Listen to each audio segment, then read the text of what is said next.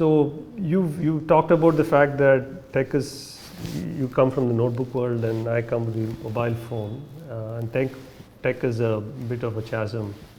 What has been your reflections on the work you've done with Apurva or using Apurva? What are the reflections from your users, maybe the end communities? Do you have some sense of what happened in the last 1 year? You're the great responsible for my, introduction to the AI world and all of that, which was quite amazing. I think, in the beginning, we were very curious as a team we knew there's something very special there that you were building, but I don't think that I remember when I first saw Apurva in action, I think it was in a presentation about Project Echo, and I just saw how it would be part of those meetings and how it would give some of those insights. And it was just my first, I remember when I saw that for the first time, I was every single social entrepreneur needs to have this Apurva, as a team player, right?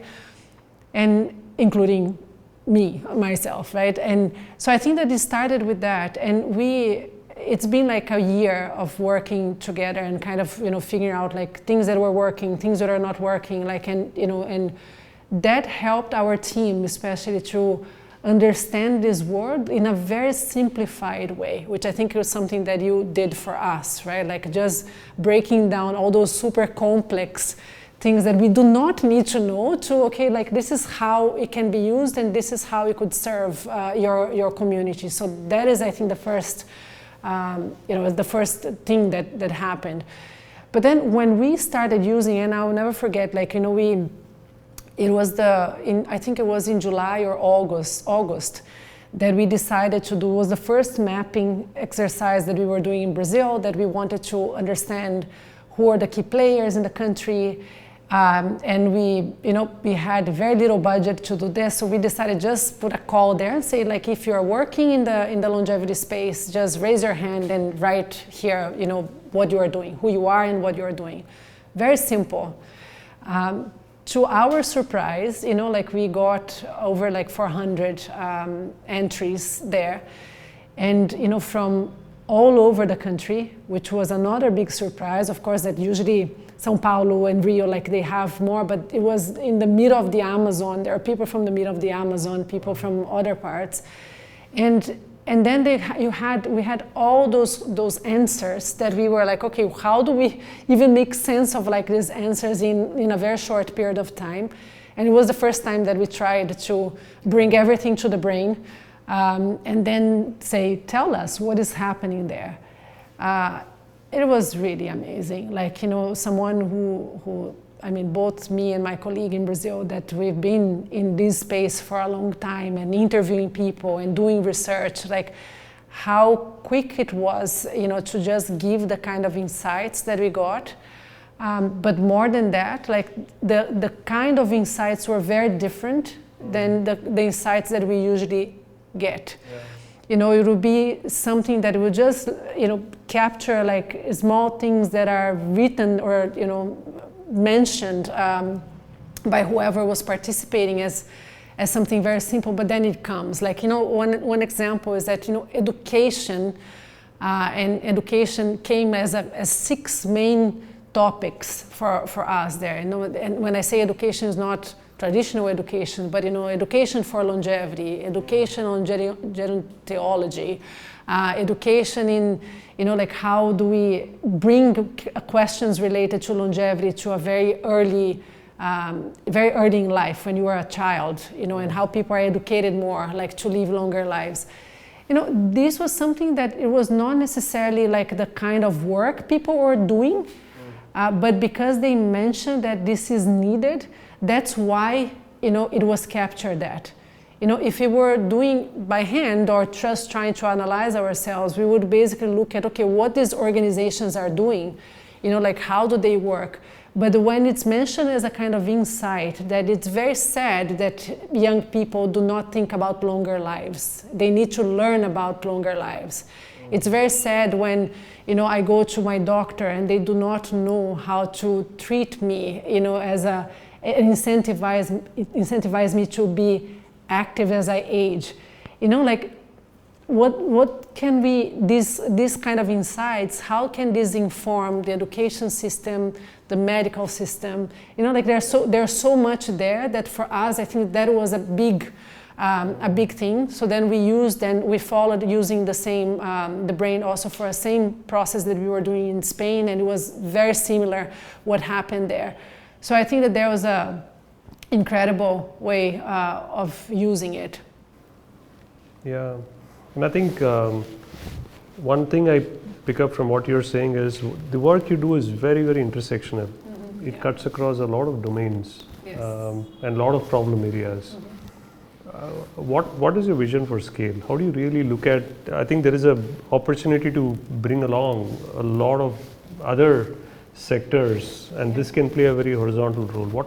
How are you thinking of this? So we had a very funny thing that happened in this process, during this process also, which was, you know, Ashoka has another initiative, like another purpose, as we call, like on planet and climate. Mm-hmm. You know, that they are looking, we have more than 700 Ashoka fellows working in this space, like the environment and so on. And one thing that we noticed is that, you know, we were seeing more and more people coming to us wanting to work in the intersection of longevity and planet and the environment. Which of course it makes sense. We are living longer. We need a planet to live in, and you know, and we need to take care of this planet and the planet needs to take care of us also, you know, as we age. So that, you know, that started like to emerge, but internally we were not consciously writing about it or, you know, making these connections. We were not. So then our colleagues who are part of the Planet and Climate team, they were coming back with some of these questions, and we said, okay, just use Apurva, like to see, you know, if there are any insights that you get. And then everybody just discovered like this, you know, new, you know, the brain was basically a brain for the planet and climate as well.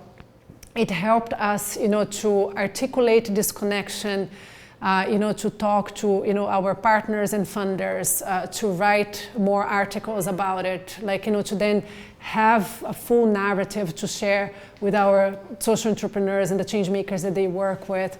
So the same thing is happening with in the health space, right? Like, so we build this brain looking at longevity and bringing a lot of like the assets, the wisdom and the knowledge from the longevity space. But what we realize is that it cuts across many other topics, and then it's serving like, you know, what is the impact of longer lives in the planet or in your health or for your learning, you know, and that we were not expecting that in the beginning, and it was very happy surprise. So the way we are seeing it now is that, you know, we are starting to then bring the other parts, other thematic areas into the brain, and bring the Ashoka Fellows and the community of change makers as part of it. So I just think that this is gonna scale up very fast. No, this is brilliant because I think it really ties with the way we are thinking of this, and also goes back to the fact that everyone is a change maker. Mm-hmm. Yeah. And how do we, in some sense, document the change? Right? How do we capture the change from the grassroots, from the communities, and then connect those changes with an organization, connect the changes across organizations, and start to see the bigger picture. Right? Yeah. It makes a lot of sense. And on a different note, I don't know if you recollect the last time you had come here with your team. I think it was this room here. Do you remember the time when you took a picture, or we took a picture of something there, of the impact side? Oh yes. I think that was a phenomenal moment for us. It was seeing the kind of reflections from your side, because we use that also in longevity. Yeah.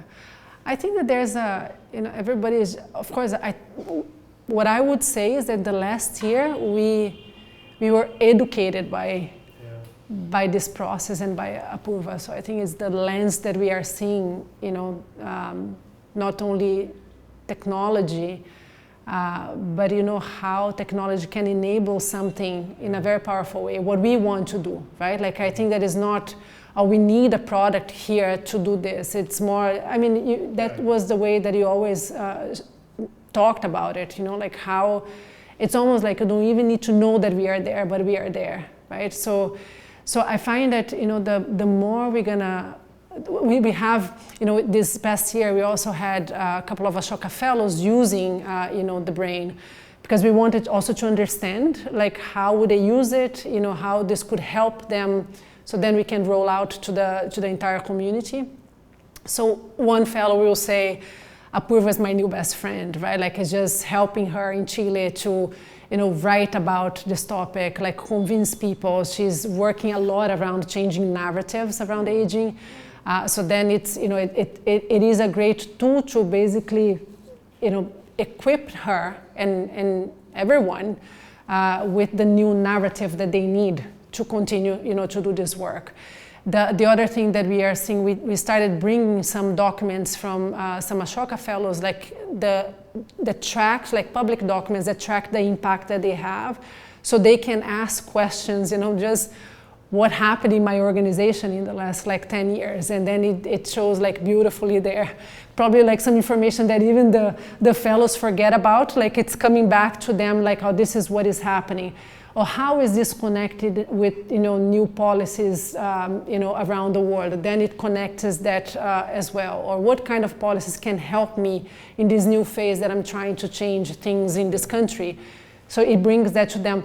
So it is just this tool and friend and partner that is helping everyone to articulate, to learn, to you know, convince, and to collaborate, that, you know, without borders, as I say. I think that was the other thing, you know, sometimes when you work at a country level, it's very easy, not very easy, it's easier to think about, you know, like, okay, how do we change the system in the caregiving space in India? The other thing is that when we are trying to learn from, you know, social entrepreneurs and communities across the globe, if we learn very quickly from what is happening in Colombia and we can bring that initiative to India, what would take 10 years to change can take, like, you know, 2 years here, right? Like, so it's that kind of knowledge, you know, across geographies we also wanted to bring in. It's just helping us. Yeah. You know,